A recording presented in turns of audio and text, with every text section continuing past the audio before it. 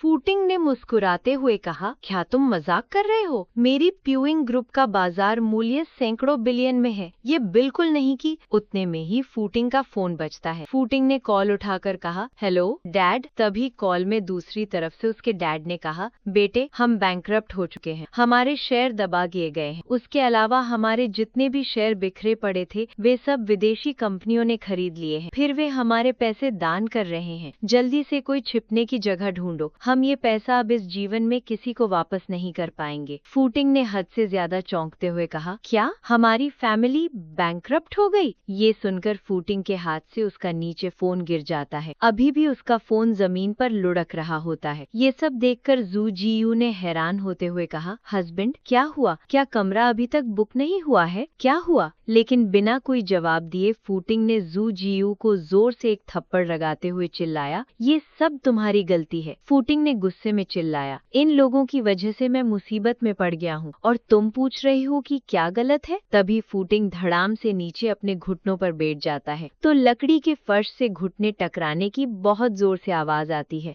इसी तरह footing future और फेरत की तरफ जाकर उनसे माफी मांगने लगता है। फूटिंग ने जू जीयू की तरफ उंगली करके चिल्लाया, सर मैं इस लड़की की बात से प्रभावित हुआ था। जब तक आप मेरी संपत्ति लौटा दोगे मैं आपके लिए गाय या घोड़ा कुछ भी बन सकता हूँ। तभी फेरत ने उसे लात मार के नीचे गिराते हुए कहा, तो फिर मेरे लिए गाय या घोड़ा बन जाओ। फिर फेरत और फ्यूचर वहाँ से जाने लगते हैं तो वहाँ पीछे फूटिंग वैसे ही नीचे गिरा होता है। तब जू जीयू इस हालात में देखकर उसे संभालने के लिए नीचे बैठ जाती है। तभी फेरत ने जाते हुए कहा, लेकिन क्या तुम इसके लायक हो? फिर उसी रात के टाइम में लिन कीहान के विला का सीन होता है। देर रात होने के बावजूद पहले की तरह ही लाइट ऑन होती है। वहाँ झांगजुआन लिन कीहान को पकड़कर बेडरूम तक लेकर जा रहा होता है। झांगजुआन ने शांत रहते हुए कहा, धीरे चलो कीहान, तुमने बहुत ज्यादा ड्रिंक कर लिया है। लिन कीहान ने नशे की हालत में कहा, हस्बैंड अगर बाईची ने मुझे ना बताया होता तो मुझे पता ही ना चलता कि तुमने मेरे लिए स्मोकिंग छोड़ दी और अपनी सभी बुरी आदतें बदल ली। झांगजुआन ने मुस्कुराकर सर खुजाते हुए कहा, मैं तुम्हारे लिए कुछ भी करूंगा। फिर लिन कीहान ने शर्माते हुए कहा, ओह मेरे हस्बैंड। इतना कहते ही कीहान आंखें बंद करके झांगजुआन के गाल पर किस करती है, जिसकी वजह से झांगजुआन 2 पल के लिए जम जाता है। फिर लिन कीहान लड़खड़ाकर जाते हुए कहती है, गुड नाइट। जब वो बेडरूम के डोर तक पहुंचने पर झांगजुआन ने खुद को संभालते हुए कहा, मेरी वाइफ। तभी लिन कीहान ने शर्माते हुए पीछे की तरफ देखकर कहा, क्या हुआ है? झांगजुआन ने शर्माते हुए कहा, आजकल मौसम ठंडा हो रहा है,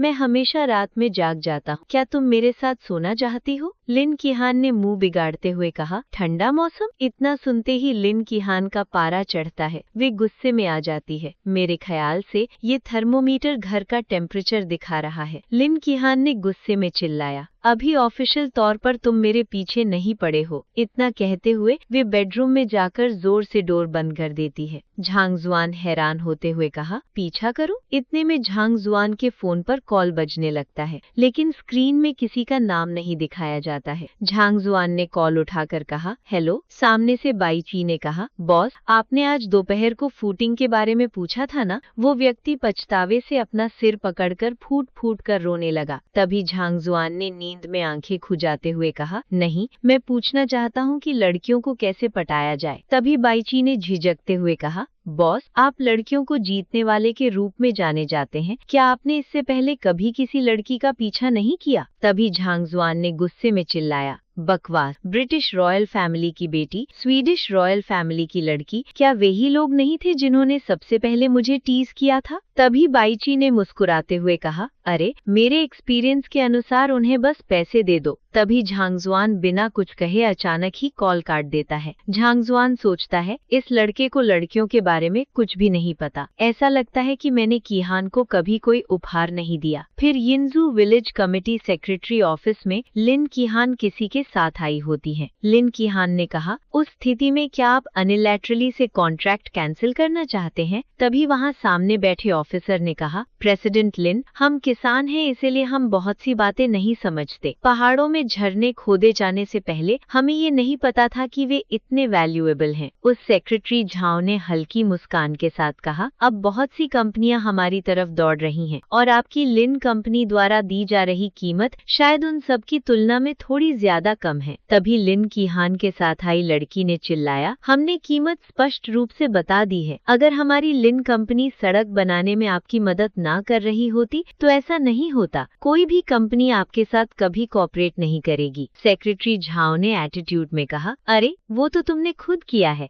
मैंने तो पूछा भी नहीं था। तभी लिन कीहान ने बिल बुक उठाते हुए कहा, ओके सब ठीक है। तभी लिन कीहान ने जाते हुए कहा, सेक्रेटरी झाओ, अन्य कंपनियों के साथ काम करने के लिए मैं आपको कांग्रेचुलेट करती हूँ। तभी सेक्रेटरी झाओ ने कहा, ठीक है, थैंक्स। फिर उन लोगों के दूर पहुँचने के बाद सेक्रेटरी झाओ किसी को कॉल लगाता है। सेक्रेटरी झाओ ने कॉल में कहा, अरे शाओ जेंग, तुमने जो कहा था वो सच है, वे यहाँ हैं जैसा तुम चाहते थे। मैंने उसका ऑफर ठुकरा दिया। आपने पिछली बार जिन फंड्स का जिक्र किया था वो। फिर रोड पर एक प्राइवेट कार या टैक्सी जिसमें लिन कीहान और वो लड़की जा रही होती है। तभी उस लड़की ने कहा, प्रेसिडेंट लिन, अगर हम वाकई उस प्रोजेक्ट को अन्य कंपनियों को सौंप देते हैं तो हमें बहुत नुकसान होगा। कुछ पल रुकने के बाद इस लड़की ने लिन कीहान की तरफ देखते हुए कहा, प्रिंग हमारी कंपनी है जिसने इसे पा लिया है। तभी लिन कीहान ने अपना सर पकड़कर मायूस होते हुए कहा, कल एक बिजनेस मीटिंग है, मैं हेंग्युआन के मिस्टर किन को फोन करूंगी।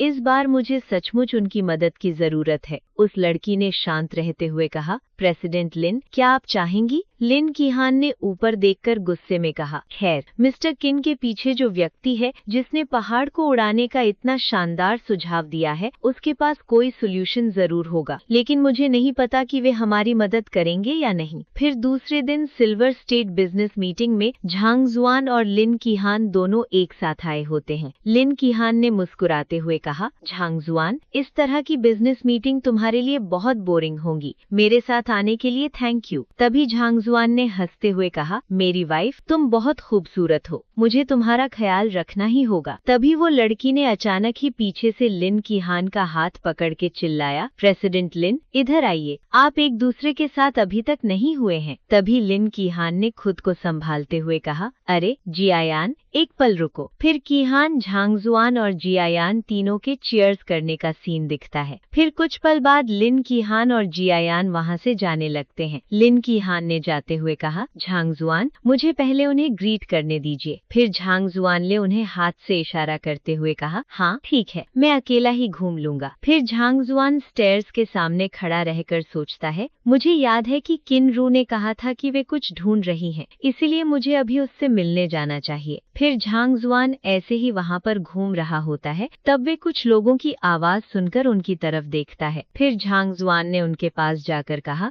हेलो किनरू, बहुत दिनों बाद मिले। किनरू ने इसे देखकर कहा, ओह झांग जुआन, आप भी यहाँ हैं? दोनों सीनियर आपको काफी समय से ढूंढ रहे थे। झांग जुआन चौंक कर कहता है, क्या मुझे ढूंढ रहे हैं? किनरू ने शांत होते हुए कहा, वे हेंग्युआन के माउंटेन पर हुए बम विस्फोट की बहुत प्रशंसा करते थे और वे मुझसे बार बार कहते थे कि वे आपसे मिलना चाहते हैं। फिर उसी जगह पर किसी वीआईपी रूम का सीन होता है। किनरू ने कमरे के बाहर से ही कहा, सर, ये वही झांग जुआन है जिसके बारे में मैंने उस समय बहुत बात की थी। फिर किनरू झांग जुआन के साथ उस वीआईपी रूम में जाती है। किनरू ने कमरे में आते हुए कहा, झांग जुआन, ये सीनियर कॉन्ग और सीनियर वू हैं। ये दोनों ओल्ड मैन इंजू के इन्वेस्टमेंट वर्ल्ड में एक्स्ट्रा ऑर्डिनरी फिंगर थे, लेकिन बाद में उन्होंने यंग को अपॉर्चुनिटी देने के लिए पर्दे के पीछे हट गए। फिर झांग जुआन ने उन्हें देखकर कहा, हेलो मिस्टर कॉन्ग, मिस्टर वू। तभी मिस्टर कॉन्ग ने कहा, ब्रदर झांग जुआन, ये कुछ प्रोजेक्ट है जिन पर हम दोनों हाल ही में काम कर रहे थे। आपकी अचीवमेंट्स के बारे में सुनने के बाद क्या आप इस प्रोजेक्ट पर एक नजर डालेंगे? फिर मिस्टर वू ने कहा, मिस्टर कॉन्ग, हमें अभी भी यकीन नहीं है कि इस प्रोजेक्ट से कोई प्रॉफिट होगा या नहीं। तभी झांग जुआन ने कहा, मुझे पूरा यकीन है कि इनमें से कोई ना कोई प्रोजेक्ट कुछ न कुछ प्रॉफिट जरूर देगा। फिर मिस्टर वू ने कहा, आपको इतना यकीन किस बात का है? फिर झांग जुआन ने उंगलियां दिखाते हुए कहा, मेरा मानना है कि एक नेशनल पॉलिसी के अनुरूप है, जबकि दूसरा मार्केट रिसर्च पर बेस्ड है। ठीक है, मैं डिटेल से एक्सप्लेन करता हूँ। फिर झांगजुआन उन्हें टैबलेट में कुछ दिखाते हुए कहा, सबसे पहले इस इलेक्ट्रॉनिक फैक्ट्री में भारी इन्वेस्टमेंट हुआ है और इन्वेस्टमेंट पर रिटर्न मिलने में लंबा समय लगेगा। जब तक कैपिटल स्ट्रॉन्ग नहीं होगा, मौजूदा कम्पिटिटिव प्रेशर के तहत इसे केवल नुकसान ही होगा। झांगजुआन के इतना कहने के बाद किनरू उसकी तरफ ध्यान से देखने लगता है, लेकिन झांगजुआन अभी भी सब कुछ एक्सप्लेन कर रहा होता है। झांगजुआन मुस्कुराते हुए कहता है, स्कूल के पास के डिस्ट्रिक्ट हाउसिंग में इन्वेस्टमेंट करना कंसिडरिंग प्रतीत होता है, लेकिन पास में ही एक फार्मास्यूटिकल फैक्ट्री है। हवा में दवा की गंध खतरनाक है, इसीलिए लोग कहीं और रहना पसंद कर सकते हैं। फिर झांगजुआन ने टैबलेट में जगह दिखाते हुए कहा, और ये प्लेग्राउंड भी। जरा सोचिए, आजकल अधिकांश युवा 1996 में पैदा हुए हैं। उनमें से ज्यादातर अपने मोबाइल फोन पर खेलना पसंद करते हैं और केवल छुट्टियों के दौरान ही सोते हैं। इसीलिए उनके पास बाहर खेलने जाने का बिल्कुल समय नहीं है। मिस्टर कॉन्ग ने सोचते हुए कहा, आपकी बातें तर्क संगत लगती है, लेकिन आपको क्यों लगता है कि एक्वेरियम में निवेश करना प्रॉफिटेबल है? एक्वेरियम में साल भर में केवल कुछ ही लोग आते हैं। झांगजुआन ने एटीट्यूड में कहा, हाँ, हर साल एक्वेरियम जाने वाले लोगों की संख्या अम्यूजमेंट पार्क में आने वाले टोटल विजिटर्स का केवल 5वां हिस्सा है। लेकिन जरा सोचिए, नॉर्थ वेस्ट में अम्यूजमेंट पार्कों और एक्वेरियम्स का रेशियो क्या है? दोनों ने एक साथ कहा, 20 में से 1। फिर झांगजुआन ने मुस्कुराते हुए कहा, एक्वेरियम शहर की सुंदरता को बढ़ा सकते हैं, निश्चित रूप से सरकारी समर्थन प्राप्त करेंगे,